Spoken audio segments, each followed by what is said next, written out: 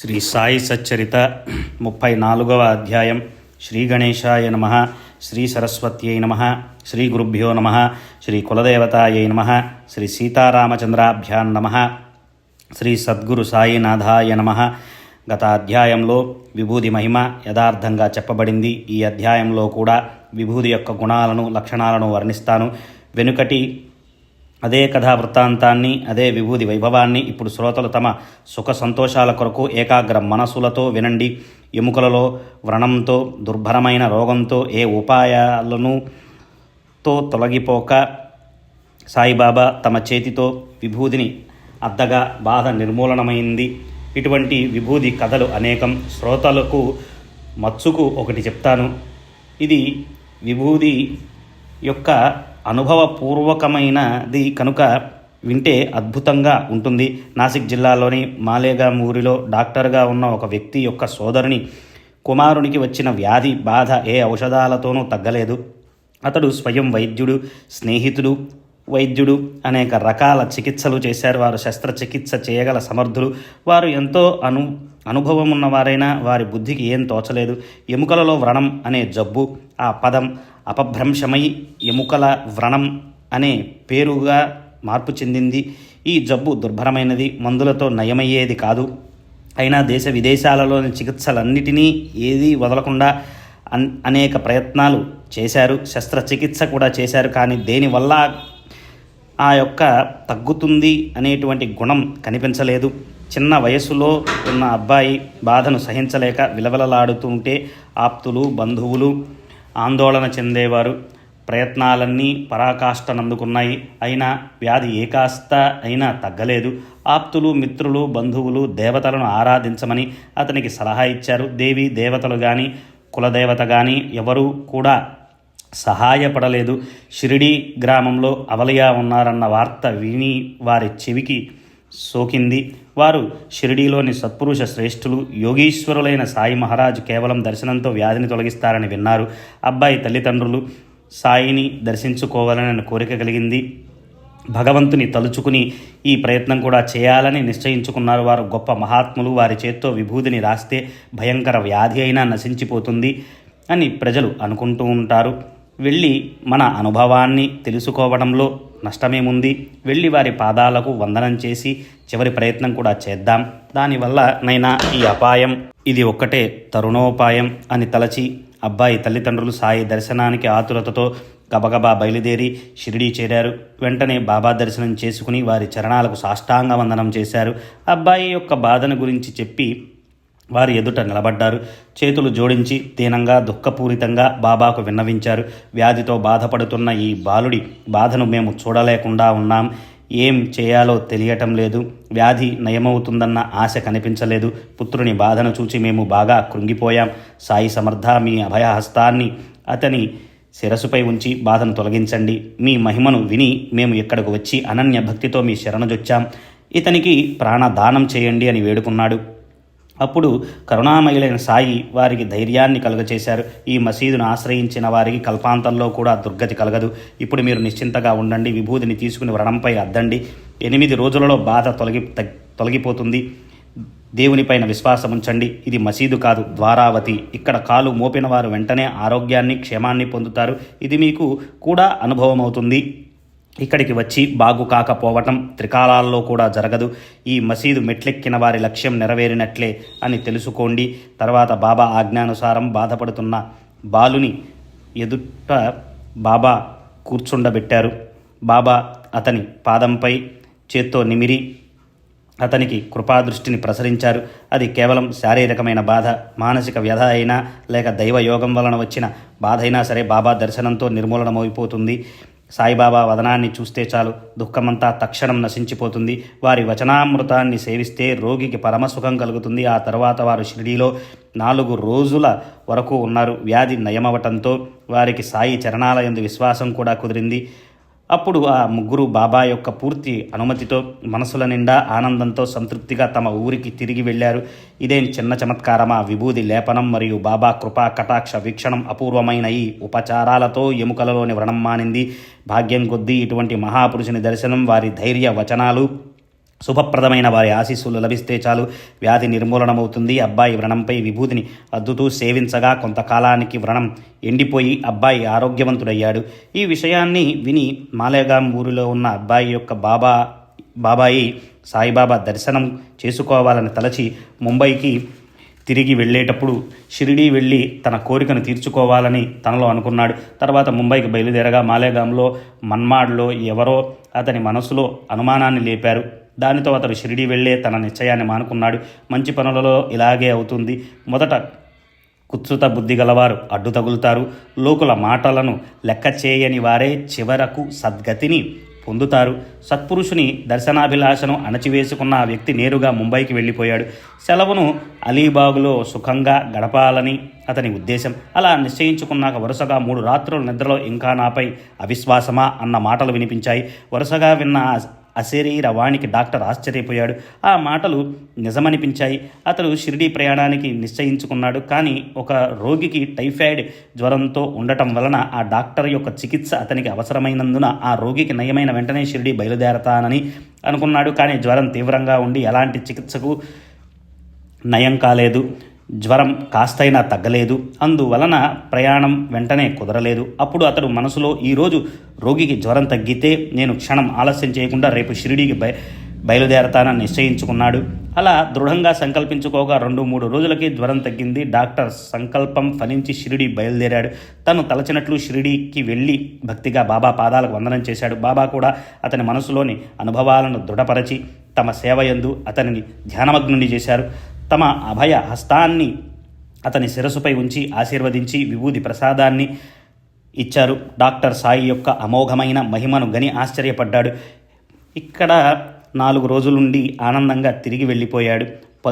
15 రోజులు గడవక ముందే అతని ప్రమోషన్ వచ్చి వైజాగ్ పూర్కి వెళ్ళాడు. అబ్బాయికి ఎముకలలో వ్రణం కారణంగా సాయి యొక్క దర్శన భాగ్యం కలిగి వారి చరణాలయందు ప్రేమ కుదిరింది. అలా అతడు శాశ్వతమైన సుఖాన్ని కూడబెట్టుకున్నాడు. ఒకసారి ఇలాగ డాక్టర్ పిళ్ళే నారు కురుపుతో బాధతో వ్యాకులపడ్డాడు. ఒకటి పైన ఒకటి 7 కురుపులు లేవగా అతనికి చాలా దుఃఖం కలిగింది. బాబాపై అతనికి చాలా ప్రేమ. బాబా అతనిని బాపు అని ముద్దు పేరుతో పిలిచేవారు. రోజు ఎంతో ప్రేమగా బావు యొక్క యోగక్షేమాలను అడిగేవారు. ఉదయం సాయంత్రం మసీదు కటకటాల వద్ద బాబు కూర్చునేవాడు. బాబా అతనితో చాలా సమయం గడిపేవారు. వారిద్దరూ పరస్పరం హాయిగా ముచ్చరించుకునేవారు. బాబా చిలుం పీల్చేటప్పుడు బావు ఉండాలి. బీడీ కాల్చేటప్పుడు బావు ఉండాలి. ఏ విషయమైనా నిర్ణయించేటప్పుడు బావు ఉండాలి. అతడు దగ్గర లేకపోతే బాబాకు అసలు తోచేది కాదు. అలా ఉండేది అతని కథ. నారు కురుపు బాధను భరించలేక బావు అత్యంత నిరుత్సాహంతో దుఃఖంతో మంచం పట్టాడు. ఇటువంటి దారుణమైన పరిస్థితిలో కూడా నోరారా సాయి నామస్మరణ చేసేవాడు. ఈ బాధ ఇక చాలు బాబు, ఈ యాతన కంటే మరణం మేలు అని సాయికి శరణు వేడుకున్నాడు. నా ఈ శరీరం పైన ఈ వ్రణాలు ఇంకా ఎంతకాలం? ఈ దుఃఖాన్ని అనుభవిస్తూ విసుగెత్తిపోయాను. ఈ బాధ సహించటానికి నాకిక శక్తి లేదు. పరిశుద్ధాచరణతో ప్రవర్తించే నాకు ఈ దుఃఖావస్థ ఎందుకు? నేనెన్నడూ దుష్కర్మలు చేయలేదే. నా తలపై ఈ పాపం ఎందుకు? బాబా, ఈ నారు కురూపు బాధ మరణప్రాయంగా ఉంది. ఇక నేను ఈ బాధను భరించలేను. ఇంతకంటే చావు వచ్చినా పర్వాలేదు. ఈ బాధను తరువాతి జన్మలో అనుభవిస్తాను. ప్రారబ్ధ కర్మను ఎప్పుడూ తప్పించుకోలేం. దీనిని అనుభవించకుండా ఉండే మరో దారి లేదు. దీనికోసం మరో జన్మనెత్తాలి. మందమతినైనా నాకు ఇది తెలుసు. 10 జన్మలనైనా సరే ఎత్తి సంతోషంగా నా ఈ కర్మను అనుభవిస్తాను. ఈ జన్మను ఇంతటితో చాలించేలా నన్ను అనుగ్రహించండి. ఈ జన్మలో జీవించినది చాలు. ఈ జీవితం నుండి నన్ను విముక్తుని చేయండి. ఇక నాకు ఈ కష్టాలు వద్దు. ఇదే నేను మిమ్మల్ని వేడుకోవటం అని సాయికి కబురు పంపాడు. పిల్లే ప్రార్థనను విని సిద్ధ పురుషులైన సాయి మహారాజు అంతఃకరణం కరిగిపోయి కరుణ ఉప్పొంగింది. వారు డాక్టర్ పిల్లేను శాంతింప చేయటానికి కురిపించిన కరుణామృతాన్ని సేవించండి. భక్తుల కోరికలను తీర్చే కల్పద్రుమమైన బాబా పిల్లే యొక్క పరమ దుఃఖావస్థను గని అతని బాధను ఉపశమింప చేయటానికి ఉపాయం పన్నారు. బాబా విషయాన్ని విని పిల్లే యొక్క కబురును తెచ్చిన దీక్షితితో నువ్వు నిర్భయంగా ఉండు అని అతనితో చెప్పు. 10 జన్మల వరకు ఎందుకు? మొత్తం 10 రోజులు అనుభవిస్తే చాలు. పరస్పరం కలిసి పంచుకుని అనుభవిద్దాం అని అతనితో చెప్పు అని అన్నారు. స్వార్థంతో కానీ పరమార్థంతో కానీ అథవా మోక్షం కానీ ఇవ్వటానికి సమర్థుణ్ణి నేను ఉండగా అనర్థమైన మరణాన్ని కోరుకుంటున్నావు. ఇదేనా నీ పురుషార్థం? అతనిని లేపి ఎవరి వీపు పైననో మోసుకుని తీసుకుని రండి. ఈ కర్మ భోగాన్ని ఓర్పుతో అనుభవించాలి కానీ భయంతో బెంబేలు పడవద్దు అని చెప్పారు. వెంటనే అటువంటి స్థితిలో డాక్టర్ పిల్లేను మసీదుకు తీసుకుని వచ్చారు. బాబా తమ వెనుకనున్న తలగడను తీసి తమ చేత్తో అతనికి ఇచ్చారు. తమకు కుడివైపు ఫకీర్ బాబా కూర్చునే చోట తలగడను ఉంచి, దీనికి ఆనుకుని ఊరికే కూర్చో, అనవసరమైన చింత పెట్టుకోకు, కాళ్ళు బాగా చాపుకో, దానివల్ల నీకు హాయిగా ఉంటుంది, చేసుకున్న కర్మ అనుభవించకుండా ముగిసిపోదు. ఈ ఉపాయం తప్ప మరో దారి లేదు. ఇష్టాయిష్టాలు, సుఖదుఖాలు, అమృతం లేదా విషం, ఈ ద్వంద్వాలు సంచిత కర్మానుసారం ప్రవాహం వలె వచ్చి పడతాయి. వీనికోసం ఆనందించకూడదు, దుఃఖించకూడదు. కర్మానుసారం వచ్చిన వారిని సహనంతో అనుభవించాలి. అల్లా మాలిక్ జగద్రక్షకుడు, ఎల్లప్పుడూ అతని స్మరణలో ఉండాలి. అన్ని బాధ్యతలను వారే చూసుకుంటారు. తనువు, మనస్సు, ధనం, వాక్కులతో సహా వారి చరణాలకు ఆశ్రయించాలి. నిరంతరం వారి స్మరణలోనే ఉండే వారి లీల తెలిసి వస్తుంది. అప్పుడు డాక్టర్ పిల్లే బాబాతో నానాసాహెబ్ చందోర్కర్ నారుకురుపు పైన పట్టీ కట్టాడు. అయినా ఏం తగ్గలేదు అని చెప్పాడు. నానా పిచ్చివాడు, ఆ పట్టీని విప్పేసేయి లేదా చస్తావు. ఇప్పుడు కాకి వచ్చి పొడుస్తుంది, దానితో నీవు బాగైపోతావు అని బాబా చెప్పారు. అలా మాట్లాడుతున్న సమయంలో అబ్దుల్ ప్రమిదలతో నూనె పోయటానికి పైకి వచ్చాడు. అప్పుడు అకస్మాత్తుగా ఏం జరిగిందంటే, అసలే మసీదు ఇరుకు, పైగా భక్తులు బాగా గుంపులుగా ఉన్నారు. అందులో పిల్లే గొడవ. అబ్దుల్కు అడుగు వేయటానికి ఇబ్బందిగా ఉంది. అతడు తన పనిలో తను మునిగి ఉన్నాడు. అతని దృష్టి ప్రమిదలపైనే మగ్నమై ఉంది. అందువల్ల పిల్లే వైపు చూడలేదు. అప్పుడు విచిత్రమైన సంఘటన జరిగింది. అబ్దుల్ మాత్రం ఏం చేస్తాడు? జరుగుతున్న దానిని ఎవరూ ఆపలేరు కదా. పిల్లే కాలు చాచుకుని కూర్చున్నాడు. ఆ కాలిపై అబ్దుల్ కాలు పొరపాటుగా పడింది. పిల్లే కాలు అసలే బాగా వాచి ఉంది. దానిపై అబ్దుల్ కాలు పడగానే ఒక్కసారి బాధతో గట్టిగా కేక వేశాడు. ప్రాణం విలవలలాడిపోయింది. ఆ కేక తలలోకి చొచ్చుకుపోయింది. బద్ధాంజలుడైన బాబాతో దీనంగా మొరపెట్టుకోసాగాడు. దానిని వినండి. నారు కురుపులు పగిలి చీము కారసాగింది. పిల్లే చాలా బాధపడ్డాడు. ఒకవైపు ఏడుస్తూ మరోవైపు పాడసాగాడు. కరంకర్ మోరే హాల్ పరుతూ కరీం, తేరా నామ్ రహమాన్ హై ఔర్ రహీం, तू ही दोनों आलम का सुल्तान है, जहाँ में नुमाया तेरी शान है, फना होने वाला है सब कारोबार, रह नूर तेरा सदा आश्कार, तू आस्की का सदा మదతగార్ హై, దయామయ, నీ పేరు కరుణామూర్తి. నా స్థితిని గని నన్ను కరుణించు. రెండు ప్రపంచాలకు నీవే మహారాజువి. నీ మహిమ ప్రపంచంలో వ్యాపించి ఉంది. ప్రపంచ వ్యవహారాలన్నీ ముగిసిపోయినా నీ మహిమ శాశ్వతంగా ఉంటుంది. నీవు ఎల్లప్పుడూ భక్తులకు సహాయకారివి. పిల్లే కాలిపోటు ఆగి వస్తోంది.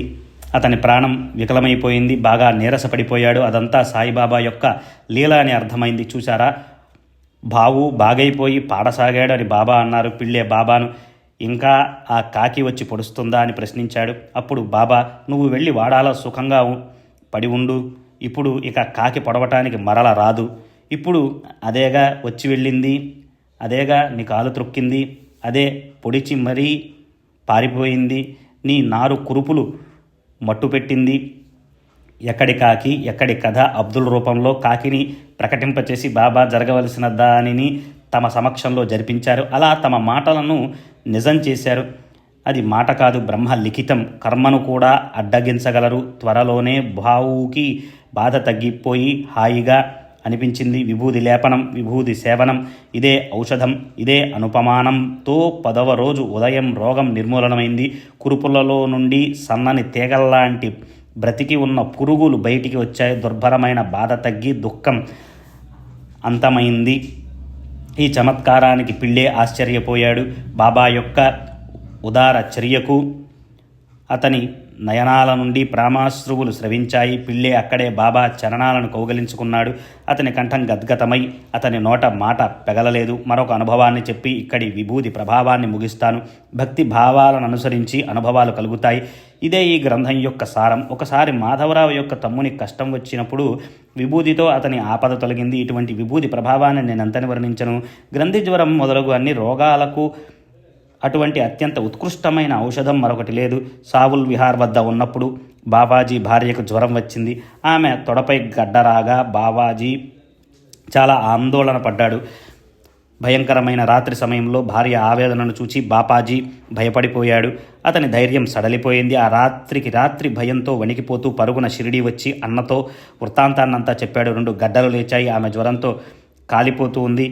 చాలా బాధపడుతూ ఉంది. నాకు మంచి లక్షణాలేవి కనిపించటం లేదు. వచ్చి నీ కళ్ళతో చూడు అని చెప్పాడు. బాపాజీ దీనంగా చెప్పాడు. మాధవరావు కూడా భయాందోళన కలిగాయి. నోరు ఎండిపోయింది. మనసు నిలకడగా లేదు. మాధవరావు తెలివి గలవాడు కనుక గడ్డలు అనగానే అతనికి విషయం అర్థమైంది. అదురు పుట్టింది. గ్రంథి జ్వరం, ప్లేగు వ్యాధి, ప్రాణాంతకమని అందరికీ తెలిసిందే. శుభకార్యమైన అశుభకార్యమైన, మంచి పని అయినా చెడు పని అయినా ముందు సాయిబాబాను సంప్రదించడం షిరిడీలో పరిపాటి. భక్తుల కష్టాలను తొలగించేది వారే కనుక వారు చెప్పినట్లుగా ఆచరించడం అలవాటు. ఎటువంటిదైనా అటువంటి ఎన్ని అనుభవాలను వర్ణించగలం. ఆ పద్ధతిని అనుసరించి మాధవరావు ముందుగా బాబాకు సాదరంగా సాష్టాంగ నమస్కారం చేసి, జయ జయ సాయినాథ, అనాథులైన మమ్ము అనుగ్రహించండి. ఇప్పుడు ఈ కష్టం ఎందుకు లేచి చింత పుట్టుకొచ్చింది. మిమ్ము కాక వెళ్ళి వేరే ఎవరిని యాచించను. బాబా, ఆ స్త్రీని ఆశీర్వదించి ఆమె బాధను నివారించండి. ఈ కష్టాన్ని తొలగించండి. మీరు తప్ప మాకు సాయం చేసేవారు ఎవరున్నారు? దుర్భరమైన జ్వరాన్ని ఉపశమింపచేసి మీ మాటను నిలబెట్టుకోండి అని వేడుకుని వెళ్ళటానికి అనుమతిని కోరాడు. బాబా అతనితో, ఈ అపరాత్రి నీవు వెళ్లకు, విభూదిని ఇచ్చి పంపు అని చెప్పారు. అల్లా మాలిక్ మన తండ్రి, ఏ జ్వరమైనా ఎటువంటి గడ్డ అయినా దానంతటా అదే తగ్గిపోయి తప్పక హాయి కలుగుతుంది. రేపు తెల్లవారగానే సావుల్ విహారుకు వెళ్ళిరా.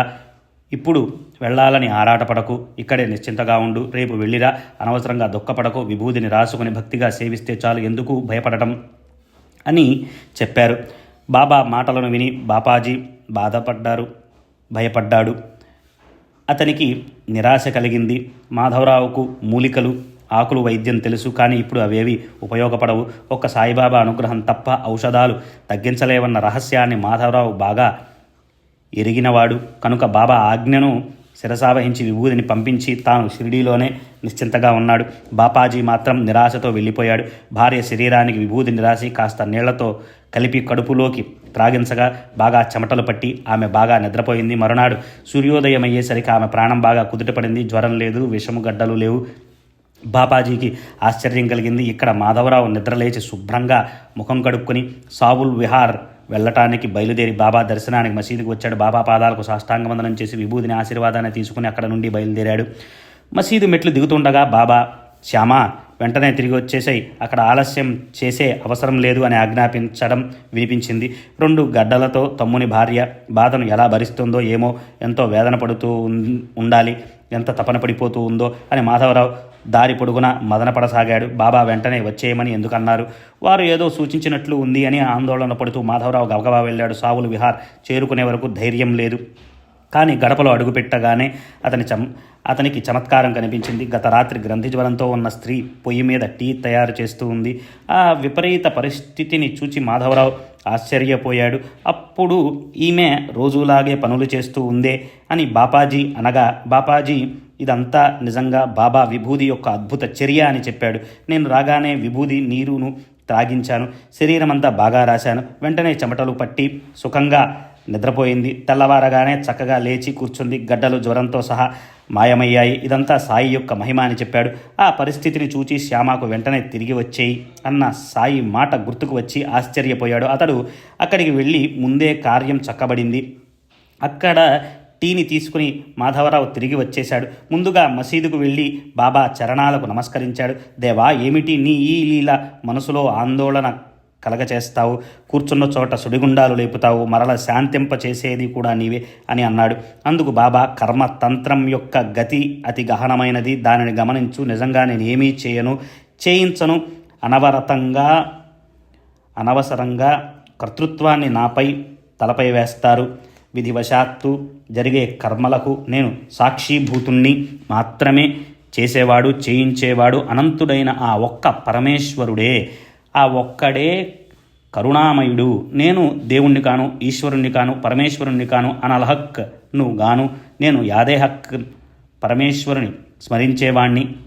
అల్లాకు విశ్వాస పాత్రుణ్ణైన దాసుణ్ణి, అహంకారం లేకుండా పరమేశ్వరుని యందు కృతజ్ఞతాభావంతో ఆ దేవునిపై భారం వేసిన వారి లక్ష్యం నెరవేరుతుందని జవాబిచ్చారు. ఇటువంటిదే ఒక ఇరానీ వ్యక్తి యొక్క గొప్ప అనుభవాన్ని వినండి. పసిబిడ్డ అయిన అతని కుమార్తె మాట గంటకు ఆగిపోతూ ఉండేది. ప్రతి గంటకు నోటి నుండి నొరగ కక్కుతూ మూర్ఛ వచ్చి అక్కడికక్కడే వంగిపోయి విలవిలలాడుతూ తల త్రిప్పి పడిపోయేది. ఎన్ని ప్రయత్నాలు చేసినా ఏది ఫలించలేదు.